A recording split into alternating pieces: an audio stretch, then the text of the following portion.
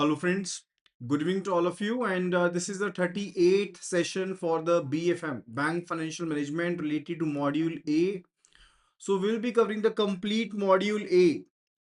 So we are going to complete the Module A today in this video, and we'll be starting with the Module C after that.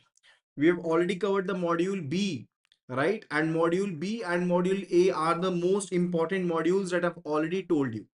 So do confirm the audio video quality at the earliest so that we can proceed for today's session. We were covering the chapter related to technology in the international banking, and we have already covered much important concepts so far. So do confirm the audio video quality at the earliest so that we can proceed with today's session. So the audio video is working all fine. So let's start the session. So first topic for today, it's about the fintech. It is about the fintech. Fintech means finance and technology. The synergy between these two things is said to be the fintech.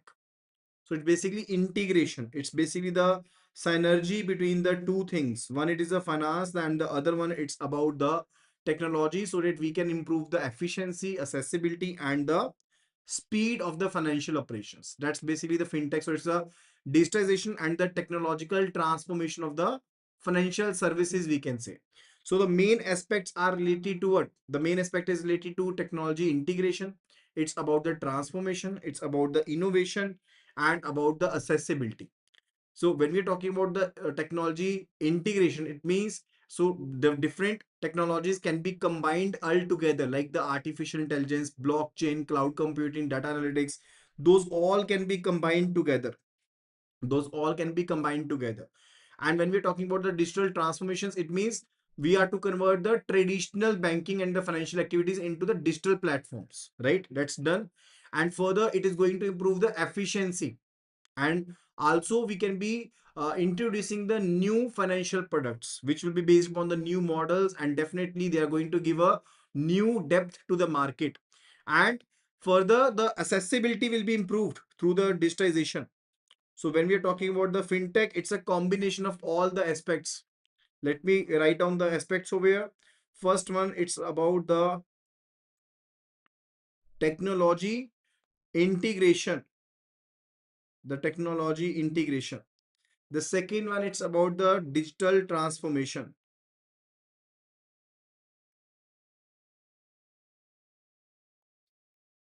It's about the digital transformation. And further, the third one, the efficiency improvement. The efficiency is definitely improved, and much more innovations are there. The new products we do launch. And for the last one, it's about the accessibility. Now the products can be accessible from the different platforms. So it gives a accessibility to the same. So what are the major applications of the fintech? Like, though that's basically applicable in the digitization of the financial services, in the automation of the investments, insurance, trading, and the banking services, and also the risk management, right? So that's about the fintech. Then it's about the evolution of the fintechs. It's about the evolution of the fintechs. So the first transatlantic cable was successfully laid between the New York and the London, providing the fundamental infrastructure. The fundamental infrastructure was first of all provided in 1986, sorry, in 1866. So the cable was laid down between the New York and London, and further that provided the fundamental infrastructure for the same, and that basically referred for the financial globalization, and that is said to be the fintech version 1.0. So in 1866, rapid communication between basically the global financial market was there. And in 1918, the Fedwire was introduced in the United States, the first electronic fund transfer system. The first electronic fund transfer system. And in 1950, the Diners Club and the MX cards were launched, right? So the credit cards were launched for the first time. So basically, the electronic payment culture just started. So we basically reduce the reliance on the cash purposes. And then it's about the FinTech 2.0. The version FinTech 2.0 started in 1967. The first ATM was issued. The first ATM was basically introduced by the Barclays Bank, right? And further, also in 1967, the digital stock exchange was formed. The digital stock exchange was formed, and also in 1973, the Swift Society were formed. The Swift Society for Worldwide Interbank Financial Communication, that is SWIFT, was established in 1973.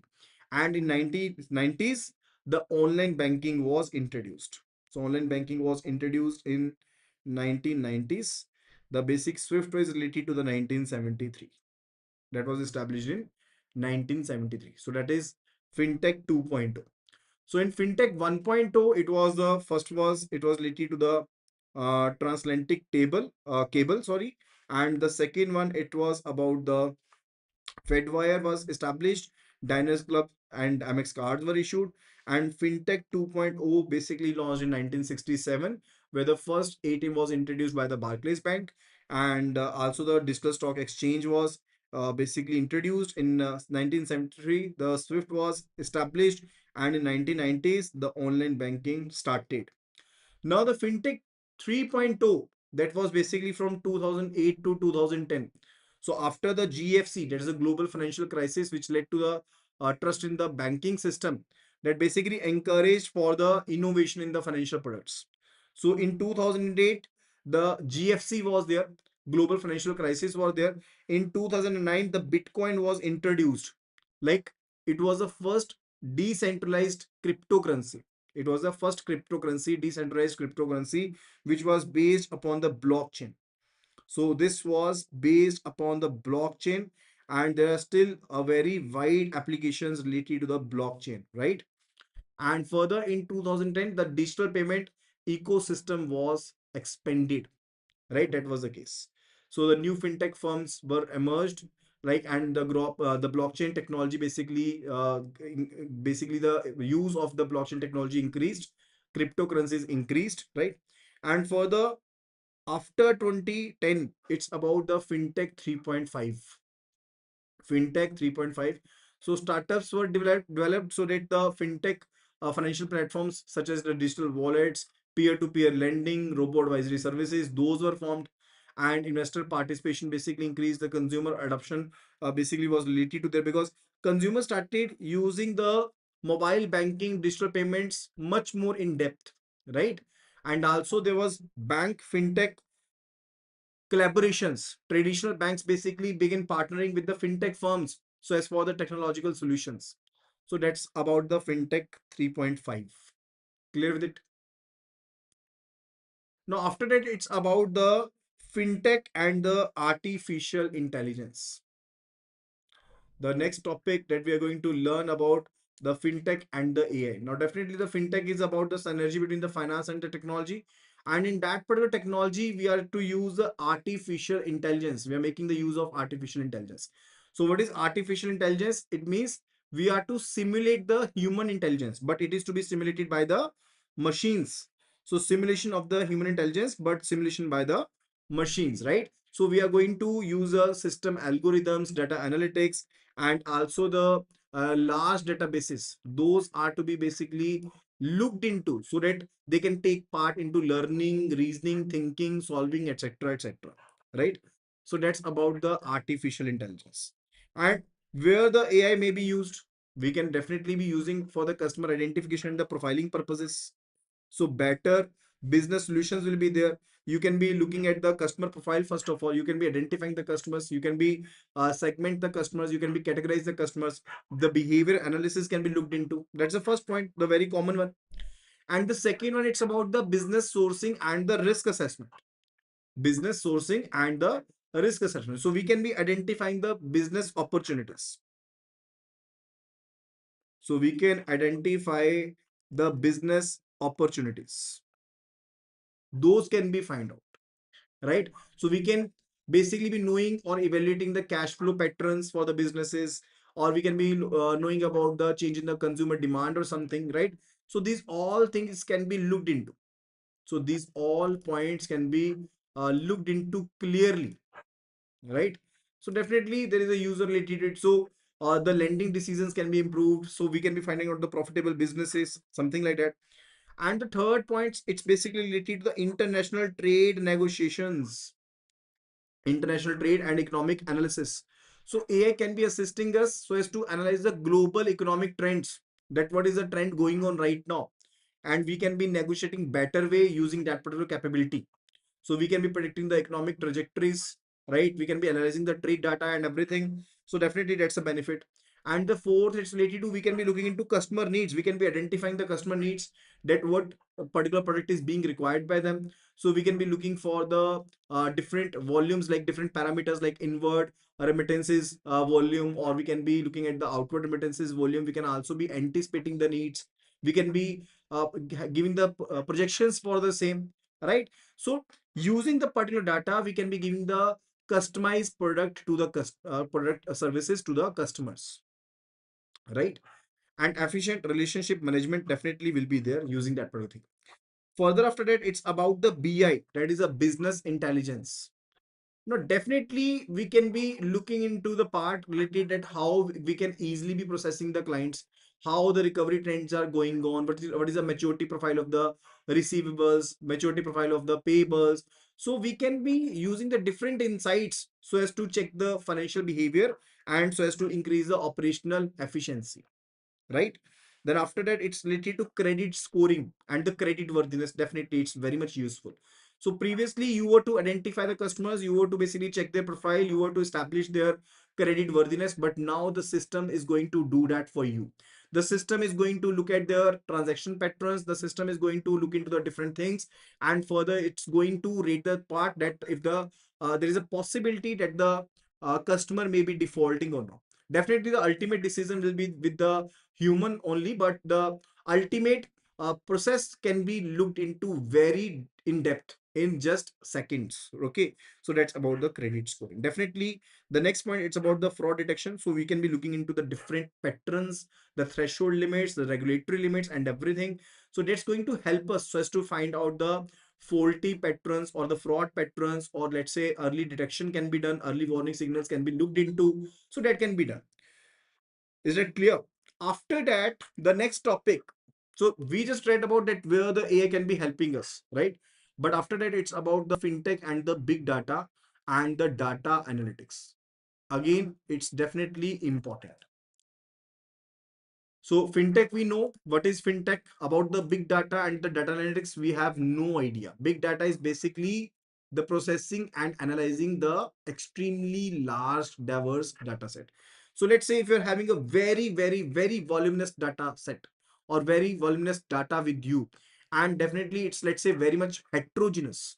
Now you can be using the advanced analytical techniques, which may be using the details like structured data or semi-structured data or unstructured data, and you will be looking into those particular things so as to identify, so as to get the meaningful insights from it. So that's basically the big data.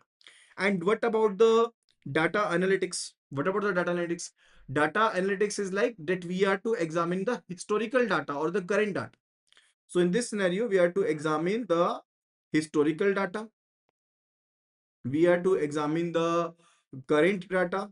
So we are to examine either the current data or the historical data using the statistical techniques, using the algorithms, using the analytical models. We have to look into it so as to identify the different trends, patterns, and the relationships. So that is basically what, that is the data analytics. That is the data analytics. And data analytics definitely is going to help you a lot, because you can be looking into the historical patterns, you can be looking into current patterns, you can be looking that what was the volatility before, and is there political stability, and what is the impact of the political stability over there. Let's say if there was some event in the history, so you can be looking into that what changes were there in that particular system, and are there any repetition related to it in this particular scenario, or there can be any anticipation related to the different data which is right now available with us.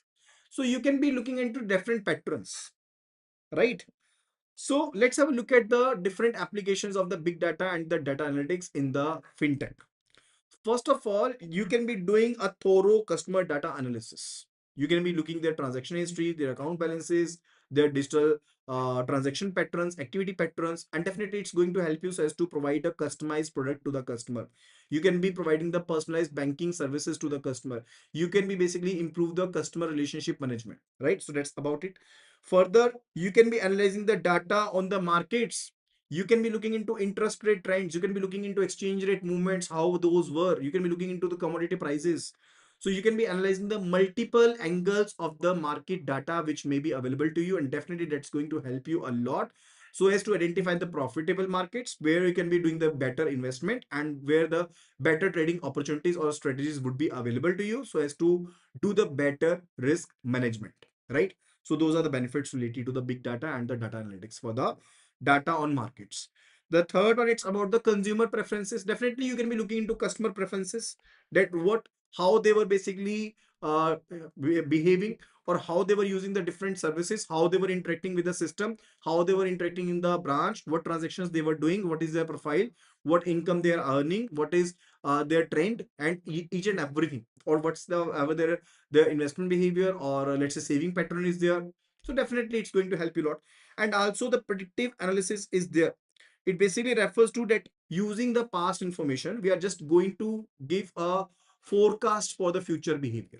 That's the predictive analysis.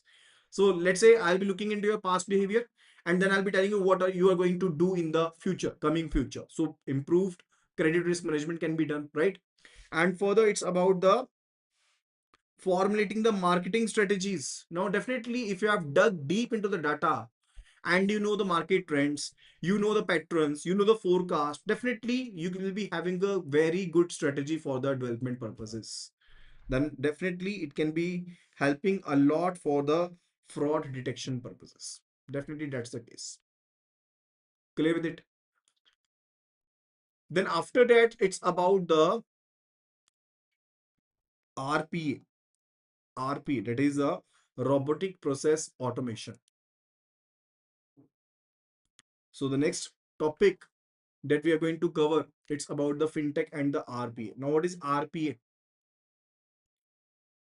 Basically, RPA is the robotic process automation, means the use of the software robots so as to automate the repetitive thing. Now, let's say we are having the set of rules and you have to apply those rules again and again in a repetitive manner. Let's say we are having the particular table, right, with different rows and columns, and we have to just pick one particular row and we have to enter into the system. So now it will be picking one by one entry and further we'll be doing the entry. That's a repetitive process, so that can be done easily through the RPA. So it's a software bot which is going to do the repetitive task again and again. So it could be anything. It could be related to interaction with the system, it could be related to data entry, it could be related to the extracting the data from the particular let's say system or something. So the primary objective of the RPA is related to what? The primary objective is that we want to improve the efficiency. We want to basically reduce the operational cost. We want to do the repetitive tasks and we want to streamline the workflows. We are to eliminate the errors. Because if you perform those duties at your end or your pace, definitely you cannot be working 24 by 7. There can be some mistakes in it, but using the RPA, no mistake will be there and it will be working 24 by 7, right? So what are the different applications? First one, it's related to the statistics and the data collection. Like you have to get the data from multiple systems. Now RPA know what task is to be performed repetitively, so it can easily be doing that particular thing. And regulatory compliance, so it can be checking into the different rules again and again. Definitely it's going to help. RPA can perform that. Communication and marketing through the emails. So let's say at a particular event, the email is to be sent. Now at that particular event, each and every time the email is to be sent to the multiple vendors, to the multiple consumers, or multiple levels, hierarchy levels. So that will be done automatically. And also the transaction management can be done. The transaction management can be done. Like RPA automates the financial transactions processing. So that processing can be automated. After that, it's about the fintech and the blockchain technology. Now, blockchain, I have already told you, it's like a distributed digital ledger technology. Blockchain is the distributed digital ledger technology, right? So it's going to record the transactions across the network of the computers. The data won't be stored at one place, but it's like multiple computers are attached to each other in the network, and the data will be stored everywhere. right? So it is a decentralized system. And if something goes wrong, even on one computer, the whole blockchain will be knowing about it, right? So very strong encryption methods are there, very high transparency is there. So that's the benefit related to it. So what are the different, let's say, features for the blockchain? First of all, it's a distributed ledger system. It's a distributed ledger system that we know that the shared database across the multiple computers, which we say to be nodes. We don't say them to be computers, but we name them nodes. So the next time if I say a node, it means I'm talking about a computer, right? And definitely if it is distributed, and further in that scenario, it is not easy to hack it, right? So it is immutable, and further the whatsoever the transactions which are entered once, those cannot be deleted, those cannot be altered, right? So digital ledger of transactions are duplicated and distributed across the network, across the entire network, so that no unauthorized changes are being made, and each and every transaction is encrypted. Like very strong encryption is there. So it's basically very much immune to the cyber attacks. It cannot be like whatsoever the technology is used in this, that's basically a very high chances that it won't be hacked, right? And further, it is very highly secured and transparent digital ledger is there, and it creates a permanent record. It cannot be deleted, it cannot be altered. So very strong and very valid audit trail is there. Clear with it? So we can say permanent audit trail is there, right? And you do not require any kind of the third party intermediaries. So there is alienation related to third party intermediaries. It's very much transparent and it is traceable, because each and every computer is considering the data is basically a part of the data, and it's very strong encryption is used. Now, what are the advantages? I have already told you the advantages so far, but let's just do consider them again. So what are the advantages of using the blockchain in the international trade finance in ITF? So if you're doing the transactions internationally in global market, what are the different benefits? So if you're using the blockchain, definitely it's going to increase the efficiency. It's going to improve the security, transparency, cost effectiveness. So first thing first, it's about the real-time review of the trade documents. Now, blockchain can be helping us so as to do the instant verification and approval of the finance and the trade documents. So that can be done. So whether it's a bill of lading or the invoices or the shipping documents which are uploaded on the blockchain network, the authorized network participants can be reviewing it and approving the documents in the real time. So real time review of the document is possible using the blockchain, right? Further, it's about the transparent factoring. Now, blockchain do provide a transparent system for invoice financing. There is a transparent system for the invoice financing, which can be done easily. Now, factoring, you know already, like whatsoever the invoice or the bills were there, bill of lading were there, or let's say the bill of exchange were there, right? Those can be negotiated easily and the funds can be provided, right? So definitely using this blockchain method, a transparent system is there. So transparency in invoice financing is there, and definitely uh, it's a blockchain. So duplication of the data is not possible as such. Unauthorized changes cannot be made. So there is very low chances that the duplicate financing can be done, and definitely the people or the lenders and the exporters will be having much more confidence in such system. Then it's about the disintermediation. Now, disintermediation means you do not require the multiple intermediaries. Like we do require the different intermediaries like correspondent banks and the other intermediaries. In blockchain transactions, you do not require intermediaries. In blockchain transactions, the transactions are to be occurred directly between the participants through the distributed ledger system. So the transactions can be there directly without the need of the intermediaries. You do not basically require a trusted intermediary, so overall cost is reduced. And definitely the counterparty risk is also reduced, because once a transaction is being done, right? So that transaction can be tracked very easily using the blockchain. So duplication cannot be done, unauthorized changes cannot be done, so possibility of fraud is very less. So ultimately the trust will be much more, and the counterparty risk is overall reduced. And then it's about the decentralized contract execution. So whatsoever the contract is executed, that's said to be the smart contract. So let's say Payment may be released automatically once goods reach the destination port. Why? Payment may be released automatically because the data is so much trustworthy that you can be depending upon it without any of the intermediaries. You can be executing the task because you know that there is very low chances that there can be any unauthorized changes into it, right? So payment can be released automatically once like the things have been done or any of the conditions have been met with. So lower administrative cost is there and manual monitoring is not to be done, right? And then it's related to proof of the ownership. Like you must have heard about the NFTs, non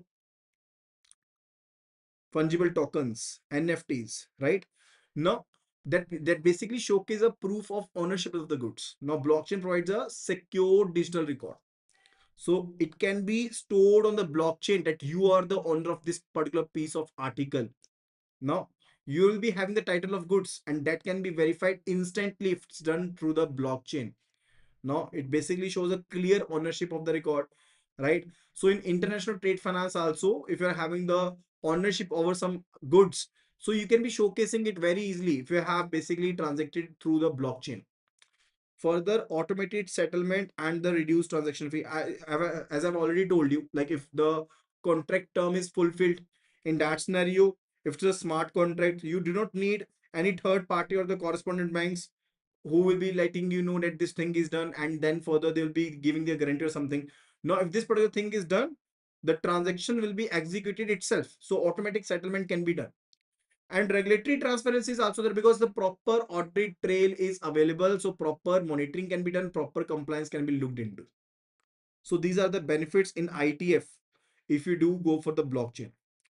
Then further, what are the different challenges in the cross border transactions related to the blockchain? What are the different challenges being faced?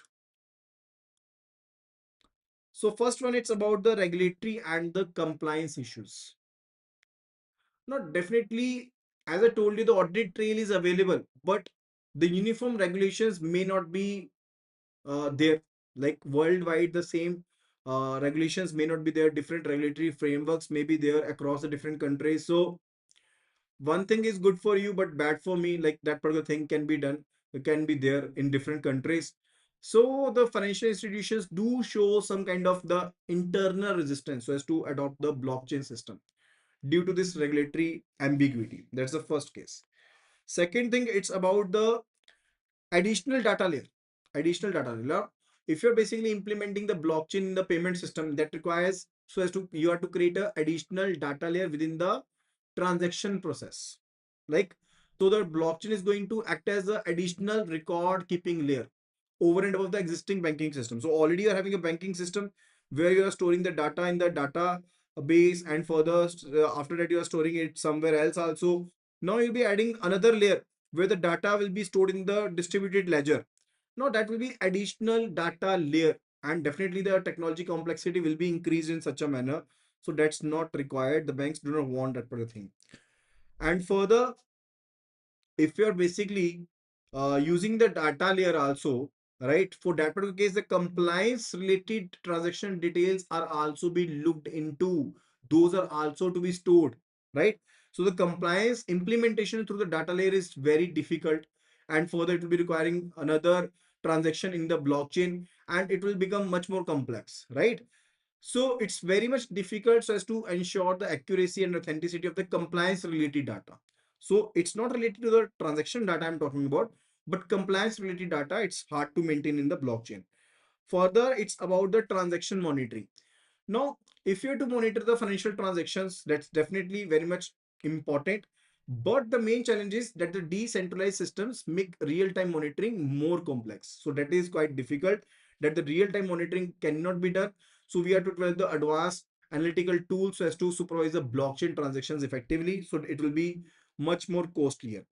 Then after that, it's about the verification of the transaction, basically the transaction participants. Now the financial institutions must be validating the identities of all the parties which are involved in the cross-border transactions. Now for the verification purposes, you do require the identification of the originator of the transaction, verification of the beneficiary of the transactions, screening of the other entities and the sanction list, that is all to be done. So this all verification validation system is to be done when you're dealing in the international trade finance system, right? Now the compliance basically is going to check the different portals. Like we are going to check the data from the FATF Financial Action Task Force, from the OFAC, or for the KYC verification requirement is to be done. Now the challenge is that privacy, maintaining the privacy while ensuring the proper identification. That is a bigger challenge. And integrating the KYC database into the blockchain network, that is also the biggest challenge, right? So that cannot be done. Further after that, it's about the monitoring suspicious transactions. Monitoring the suspicious transactions. Now, when the transactions are, let's say, routed through the higher risk jurisdiction, you are doing the transaction in the international trade. Now, the transaction is basically routed through the higher risk territory. There is a territory which is having the very high risk, right?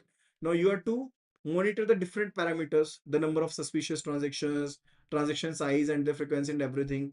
Now, through the decentralized system, if you are to detect the money laundering, it's quite difficult, cannot be done, because you have to ensure the compliance with the global AML standards. It's difficult with it. So definitely these are the different reasons that the banks first of all do resist, right? And further additional data layer is required. Compliance related data cannot be managed easily, and further the transaction monitoring in real time is also not easy, and validating the details and so as to maintain the privacy of them is difficult.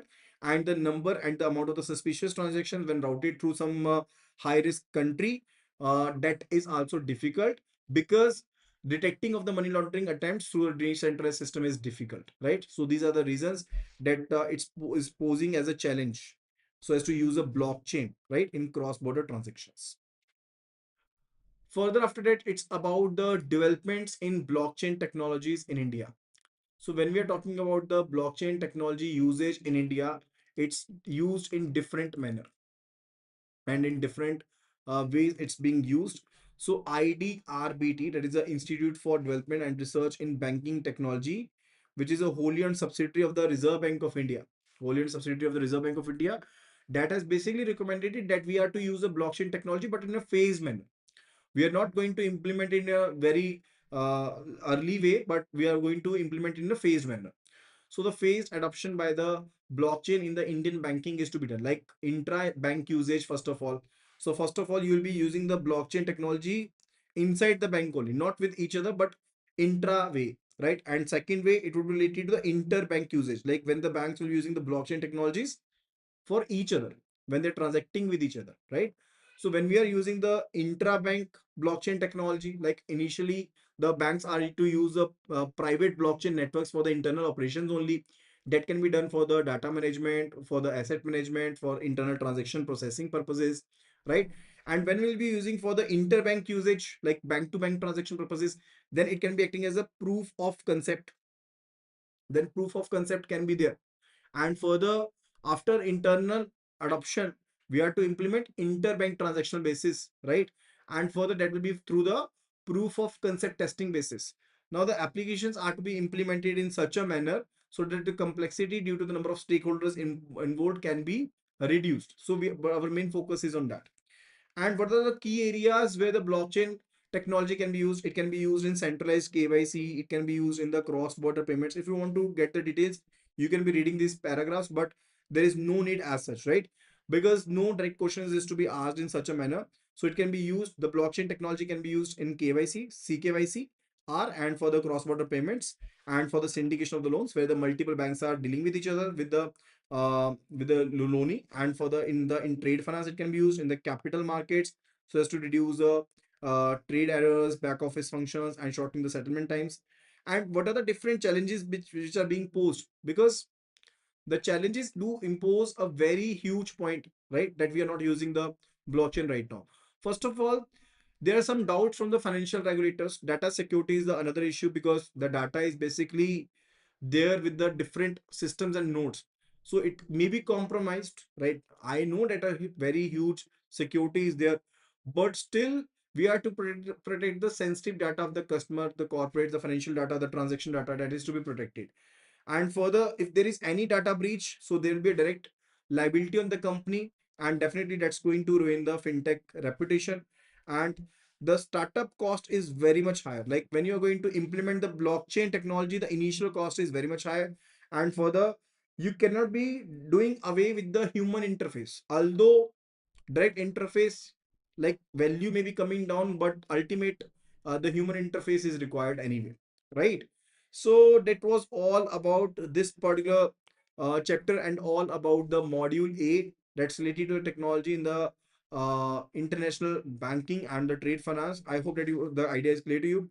So do like the video and further share the video at the earliest, and simply just do write CAIIB. If you want to get the complete pack, complete course related to all the 5 papers of the CAIIB, just simply do WhatsApp CAIIB and WhatsApp it to the number 83609 44207. I'll be sharing the complete details to you, like, and you'll be getting the full course videos, chapter wise previous year questions, mock test, mega test, PDF notes, each and everything. The case study videos will also be covered, right? So that will be all. Thank you so much and see you again in the next video.